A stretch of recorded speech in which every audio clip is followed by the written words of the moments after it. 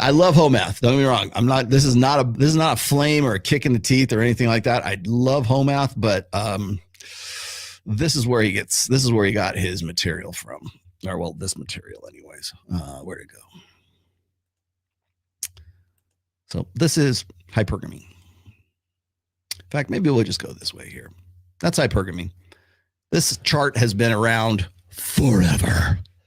So when he's like showing you like this cutesy, and by the way, it is funny, and he's a good comic artist. He can illustrate his stuff very well, and he can he makes the more complex stuff simplistic that people can sort of digest and move on. And that's what I like about home math. But this is really the graph from which he's drawing most of his material from. And again, this has been around for a long time. When I'm talking to Jasmine Jafar, or when I'm talking to, let me pull that down. I'll come back to that. When I'm talking to Jasmine Jafar, I'm talking to Mia Khalifa. When I'm talking to Farah, and I'm looking at like, well, hypergamy doesn't mean what you think it means. Well, let's go back to that old chestnut, because you'll hear Farah will said the same thing. Jasmine Jafar is just another carbon copy, right? And it's like, well, hypergamy is just marrying up. No, it's not. It used to be. And I think people like get upset that the people in the red pill like have taken the term hypergamy and then added more meaning to the definition of hypergamy. So when I talk about hypergamy, I'm not just talking about I'm talking about alpha fucks and beta bucks. Okay. Dualistic mating strategy, which is a thing. I'm sorry to burst your bubble here, which is a thing. I can show it to you over and over and over again on Twitter. Every day there's an example of dual mating strategy. Every single day. So I try to make a snarky, like sarcastic, comment or retweet on this when I see it. And by the way, yes, I'm going to get to the teacher student sex relations between female teachers and their young students as well, which is another great example of dual mating strategy, not mate switching hypothesis. Like everybody wants to soft sell it so the little ladies don't get their feelings hurt. But we're going to talk about dual mating strategy, and dual mating strategy is this in a nutshell. On the left-hand side is the assortive mating model. And then, of course, people sell this as which men would be happy with. Like men would be happy to get one with a woman who is across from them, like a lateral move, or one higher. That's what men would be happy with. Women who would be happy partnered with these guys. So you're looking at 8s, 9s, and 10s at the top. So even the ones are still looking for the 8s. And I think it was Mike Sartain recently. This was on what show were we on? Oh, it was on Access Vegas, of course. We were talking about this and how he was saying that, women who are like 4s see men who are, women in general see men who are like 5s as 0s, 6s as 0s, 7s as 0s, 8s as 0s, 9s as 5s, and 10s as 10s. That was the way he put it. And I would put it in more subtlety, my friend, subtlety, Mike. I would put that, I would maybe divide that out a little bit better, but the point taken, right? And that's really what it comes down to when you're looking at this stuff right here. Now, this is the original hypergamy layout. Anyways, that's from as far back as like 2012, I think. I remember debating that with like people on my blog and on social forums for a long time. But essentially what this is, though, if you look on the more interestingly, I think, as the left side of this column right here is assortive mating really versus hypergamy. And hypergamy gets misrepresented so many times. I've done so many shows trying to clear the air and like explain what hypergamy really is. And hypergamy has to be, the definition has to be broadened. And I was very happy one day when somebody sent me a link to, I think it was Jordan Peterson on Joe Rogan back in like 2018 before Peterson lost his mind. And he used hypergamy in the same sense that I was using it, like alpha fucks and beta bucks. Like women will mate across and up. And that I think that a lot of people think that the left side of this diagram right here is really actually what hypergamy is. No, it's not. It's this side over here. Okay. Now I'm going to address something here in just a minute, but the new popular concept is this. is that women, but Rolo, most women marry men who are at their same socioeconomic level. If a college graduate marries another college graduate, a high school dropout marries another high school dropout. If a plumber marries, I don't know, a receptionist or some shit like that, whatever it is, they'll want to throw these ideals out there where it's like, well, regular normal people just like mate across. That's a sort of mating, isn't it? They like in the 20th century, you would be correct. If we went back to like the mid 90s, I would probably agree with you. Not after the internet. Not after the global sexual marketplace. That throws everything all akimbo right now. Actually, I shouldn't even say that. It's been sort of in disarray since the sexual revolution. Because once women were cut free of being quote unquote dependent on men, then it sort of freed them up to sort of show the tiger reveal, the zebra doesn't change its stripes, right? It reveals who they really are. When you give women hormonal birth control, when you give women the unilateral power of human reproduction, now you see what they're really about. So they might have said, well, the little ladies, that prior to the sexual revolution, we had a more balanced system, right? Men were, like I said, big head babies, right? Well, what did I just say a minute ago?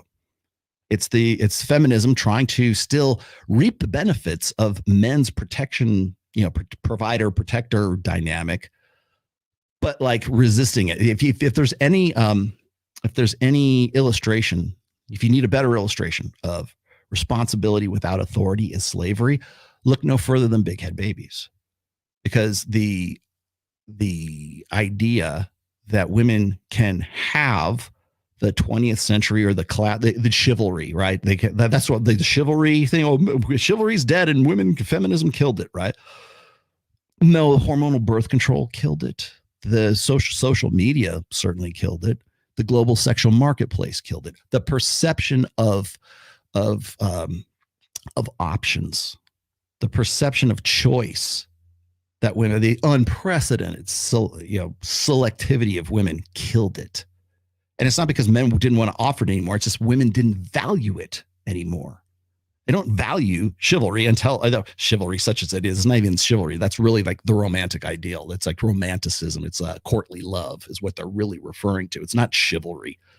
Fucking hate that, man. It goes up my neck when people say, well, chivalry is opening the doors for girls and da-da-da-da-da. I'm like, no, it's not. Chivalry is a chivalric code amongst like knights or the Bushido code in feudal Japan, right?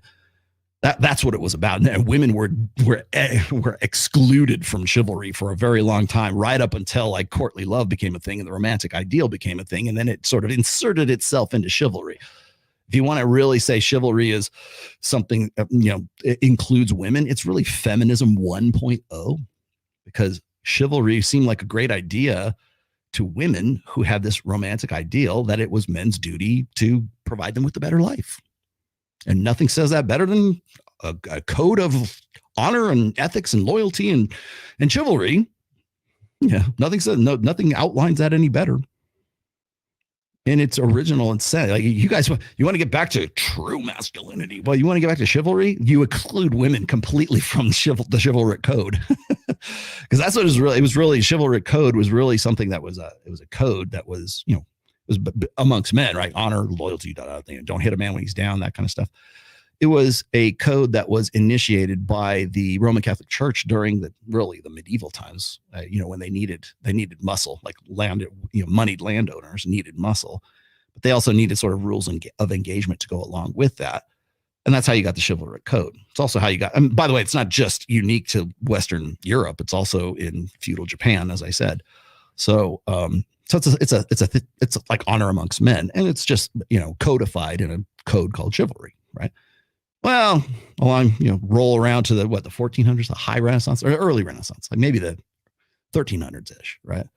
That's when you got like guys out on, nobles and knights and everybody are out on campaign, and they got bored wives are sitting back in the castle going, I don't know, let's invite these troubadours in here and we're going to talk about courtly love and twill love, and trials and tests your, sing me a sonnet, write me a poem, give me a flowers, walk on this side of the street, open doors for me.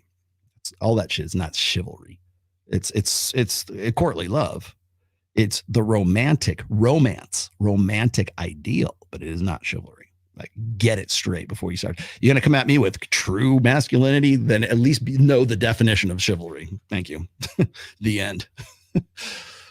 Anyways, getting back to this here, the across and up versus hypergamy. Well, the thing is like right after the sexual revolution, which came in the wake of hormonal birth control being popularized, now we see what women want. Okay, so if you're going to tell me that the graph on the setup there on the left hand side is really sort of indicative of a sort of mating, then you're going to have to also convince me why like women also want to get with the bad boys. They like that one girl.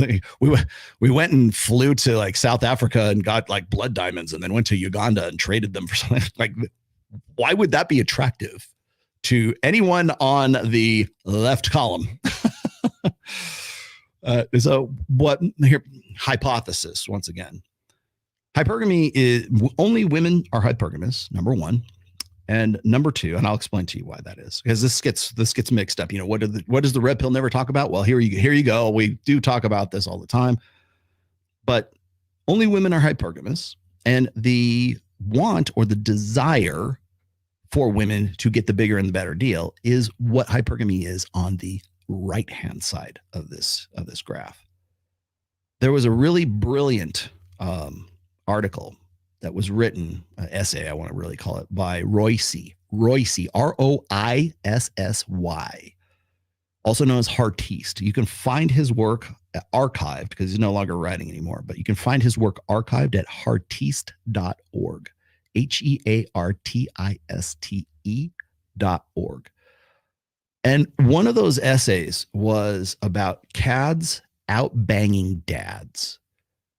So this comes back to the assortative mating thing.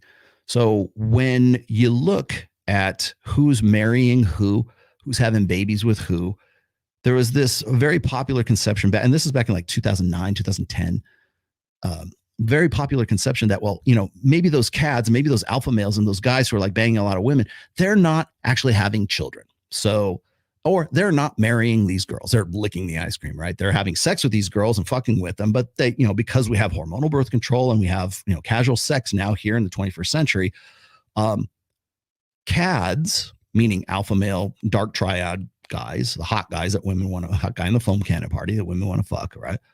They're out banging dads, not out breeding dads, out banging dads.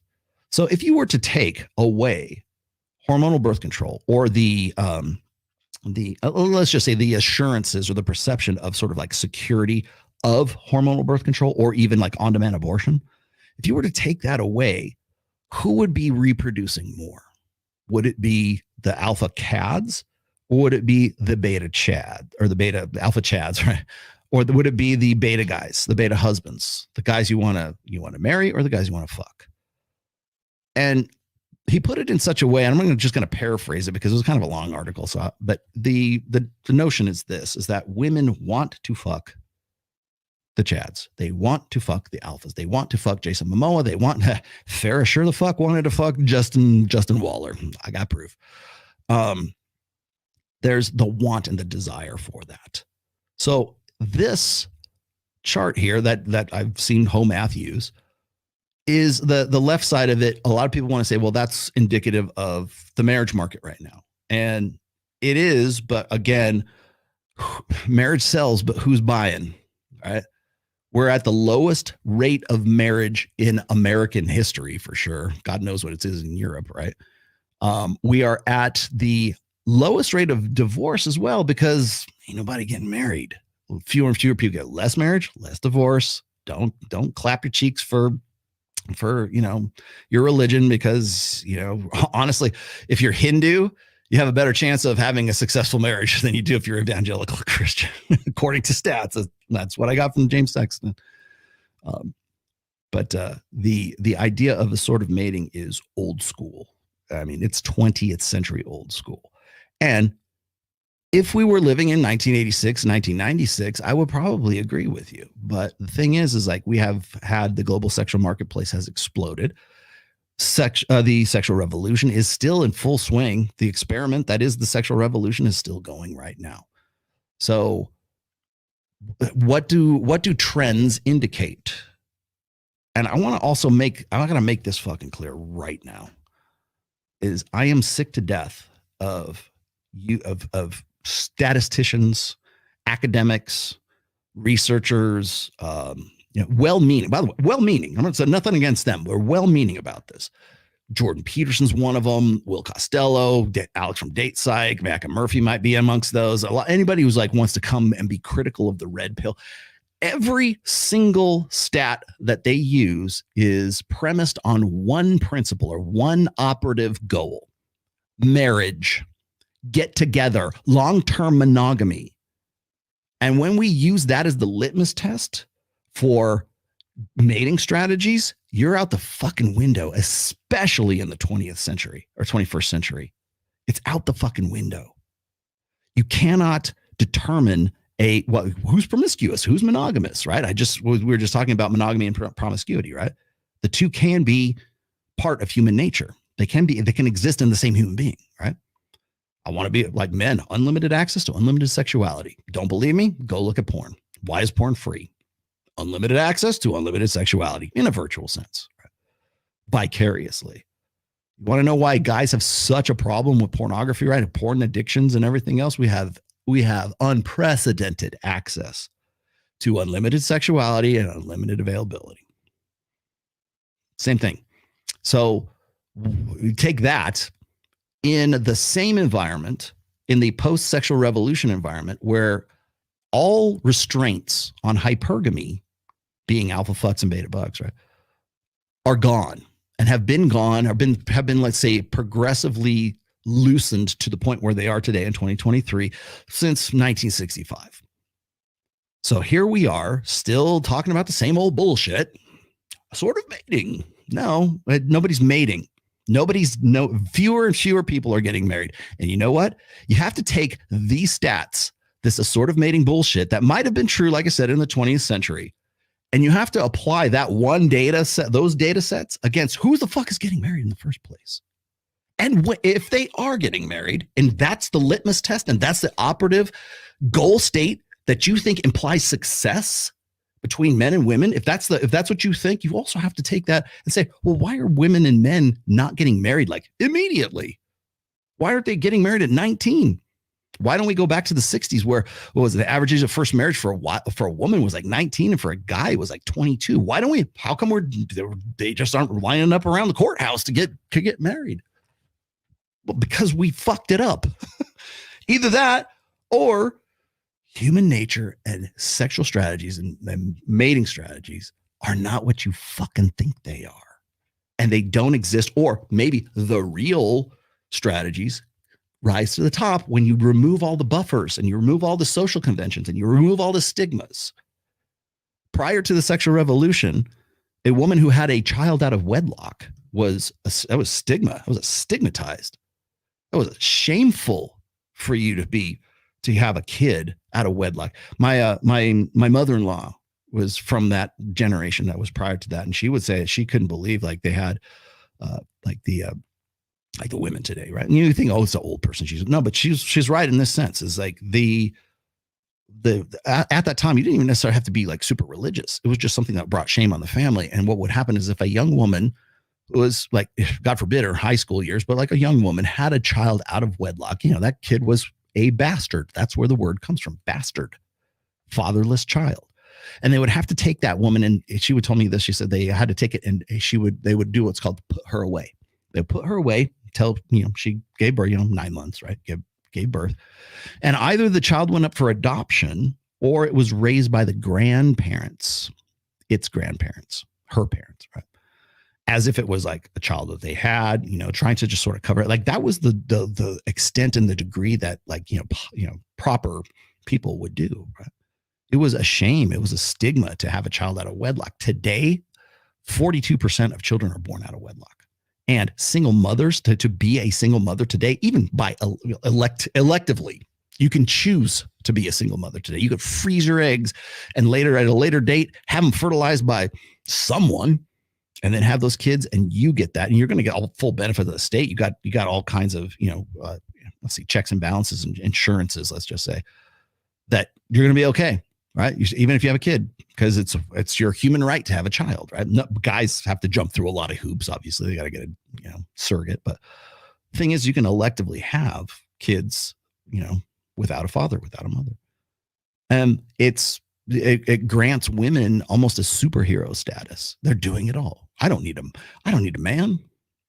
I need a man. Well, he needs a masculine influence, but I can do it both. She's just as good a father as she is a mother.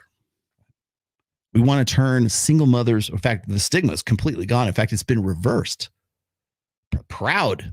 In fact, they're superheroes. They are superheroes that are pregnant and fighting crime and evil or whatever. Yeah, they're proud to be single mothers. So, and by the way, understand that societal shift, at least in Western cultures, happened in less than 60 years, or about 60 years. That's a blink of an eye. I mean, that is super fast if you know anything about like demographics and you know anything about like social change. So what happened?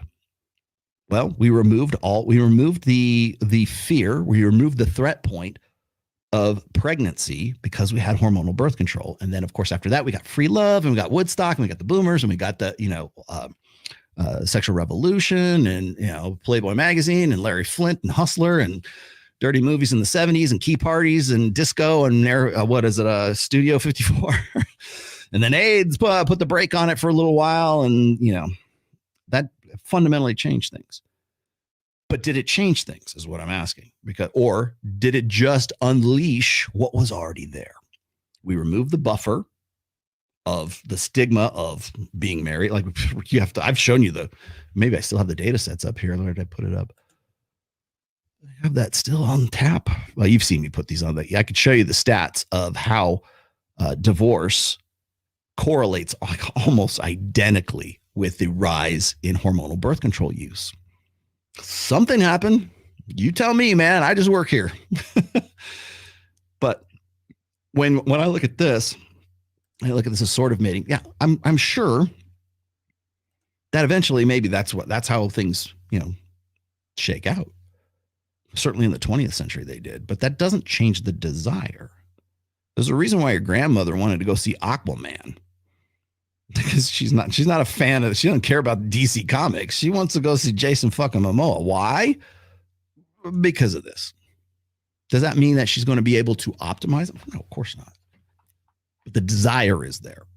And that's what should be focused on when we're looking at defining male and female mating strategies. Not who's marrying who. Not who's of the same similar economic class, which also, by the way, I think is a sort of a specious argument. There's your vocabulary word. Because as soon as a man, or as soon as a woman makes more money than the man, then that's the precipitator of divorce. For all the people who are on the left side of this graph, stay on top of your game, King. Make sure you do so.